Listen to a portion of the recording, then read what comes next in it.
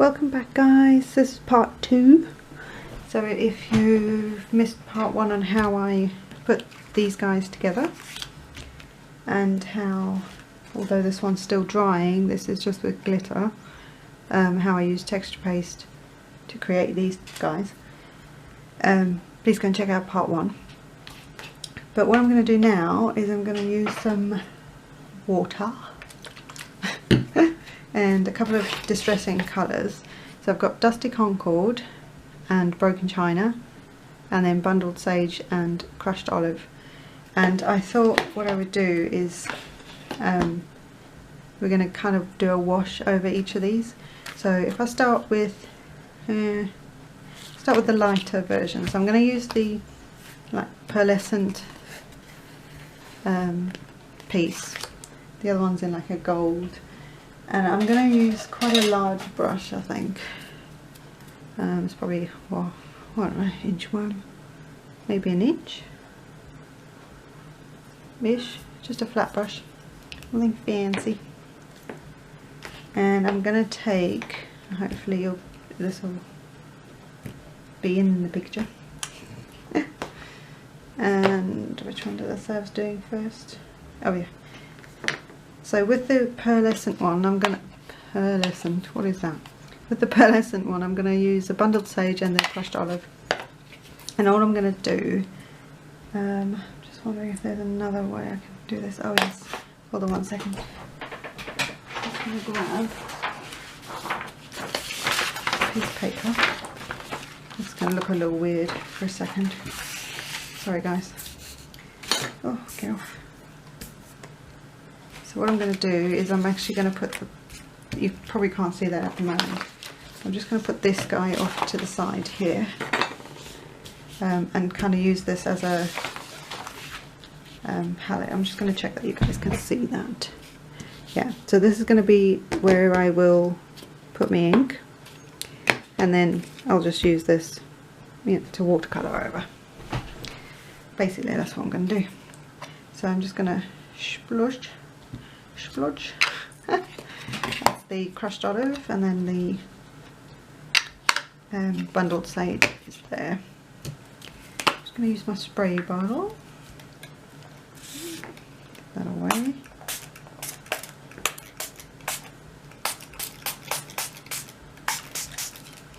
And because I want it quite watered down, like I don't want anything,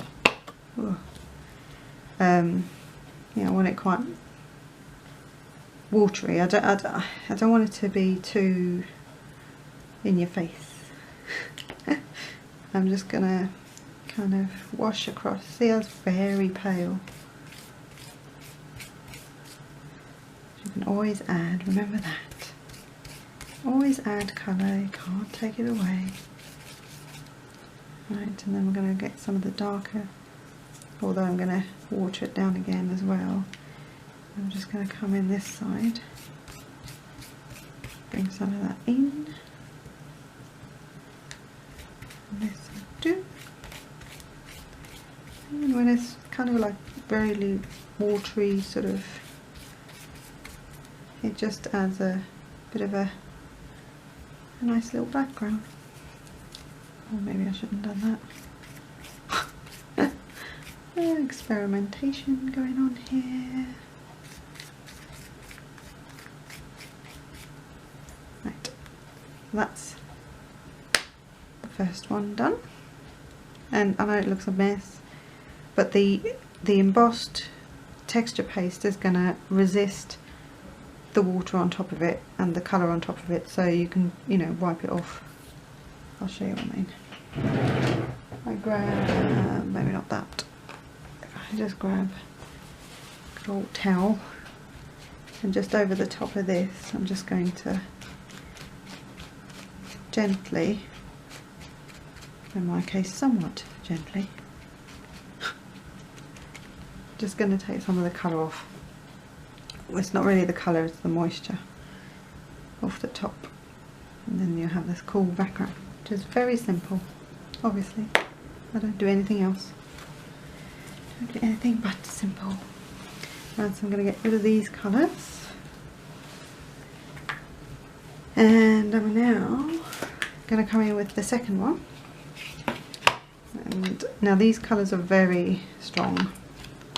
So the Dusty Concord was the first one there, and then this is Broken China. So I'm going to do the same thing again.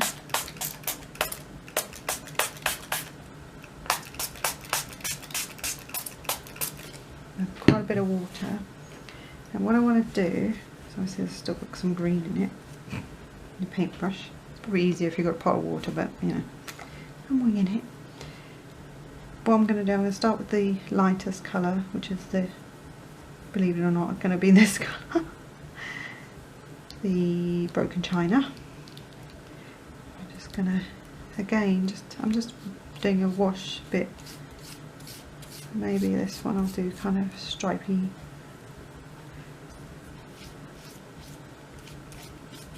It's nothing like, it's not technical, it's not, you know, like I say, like I always say, anybody can do this. Anybody can craft. You just have to try, you just have to practice. Some of it takes practice, I will admit. Not all of it is just super straightforward. It's not difficult, but it's like anything. Some of the techniques you kind of have to just learn a bit. Oh, look at that. Isn't that beautiful? Because I've watered it down, it's not so, although I do want it a little vibrant. Vibranter? More vibrant. God, not English today. And look, and that's so cool. Oh, I love it. And like, that took 30 seconds, guys. Seriously. So that's got more of a sort of stripy thing going on. This is much more muted and sort of just with patchy areas of, I think I need more colour on this one. And I'm also not sure that I like the complete, what's the word? The lines here. So, I'll do a bit more blending if you like. Just not, oops, not that much blending, but just not totally happy. That's a bit better. That's better. It's still a stripe section, but it's not. There's not a harsh line. That's what I was trying to avoid. So that I'm happier with that. Normally I've got more than this. I've usually got a big wad of paper here, so this is a little, you know. Yeah. This one, I think I do want some more. Do I want more? Oh no, I know what I'll do. I'll let those dry. Or we'll dry them off. I'll sort the brush out later. Let's just get this. Oh, I know what I might do. Oh no, that's the wrong colour. Oh no, don't matter. Talking to myself now. Sorry guys.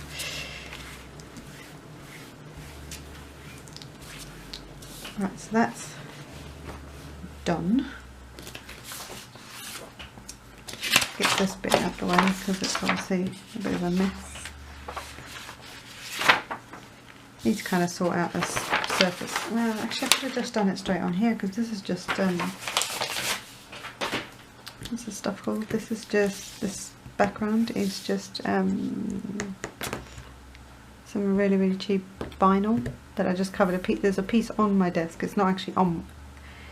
There's like a piece of chipboard type stuff, massive piece, and it's just got this vinyl stuck over the top, so it doesn't cover the whole desk and it doesn't cover the whole piece of board, but it's like enough. And really I could just do it on there because you can wipe it off. I don't know why I didn't think of that. Anyway, moving on. So I'm going to make a little bit of noise again, and I'm just going to try and dry these off a little bit more. And what you don't want to do is, because this is embossed already, the obviously the embossing powder on each of them. You don't want to keep the heat on it too long, or it will start to try and remelt and possibly burn the embossing powder, so you don't want to do that. But you want enough heat so that there's enough of I was going to say a draft, but it's not a draft, but like a flow, airflow, so that it can dry it off. So I'll be back in a second.